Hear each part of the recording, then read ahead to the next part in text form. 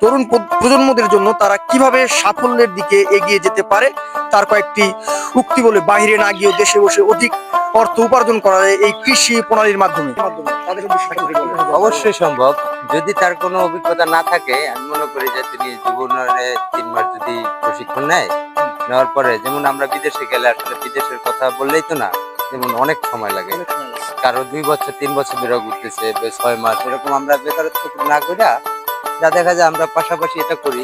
আসলে যেই সাফল্যের জন্য আমরা বিদেশ পাড়ি জমাই, ঠিক আছে, আমাদের ভাগ্যের যেই চাকা ঘুরতে সময় লাগে না, আসলে ওই সাফল্যটা আমরা এখানেই করতে পারি যদি আমরা প্রথমে ছোট করি। ছোট থেকে আস্তে আস্তে বড় করা যাবে। 500 মুরগির একটা সেট করলে ওখান থেকে যা দেখা যায় করতে করতে তখন আর বিদেশের প্রতি ইন্টারেস্টটা থাকবে না।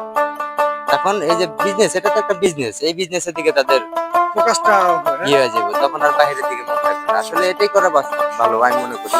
বিদেশে এভাবে না ঘুরা, এই যে বছরের পর বছর, মাসের পর মাস আমরা এভাবে না ঘুরা যদি দেশে কিছু করার চিন্তা ভাবনা করি, এটাই আমাদের জন্য অনেক। অবশ্যই ধন্যবাদ রনি ভাইকে, এতক্ষণ ছিলাম। এবং আপনারা যারা তরুণ উদ্যোক্তা, মুরগি সঠিক মতন পালন করতে চান, কিভাবে পরিচালনা করতে হয়, তারা এই ভিডিওটি দেখে থাকবেন এবং এখান থেকে ছোট ছোট বিষয় আপনারা গ্রহণ করে উন্নতির দিকে বা সব সাফল্যের দিকে আরো এক ধাপ এগিয়ে যাবেন। ধন্যবাদ সবাইকে, ভালো থাকবেন।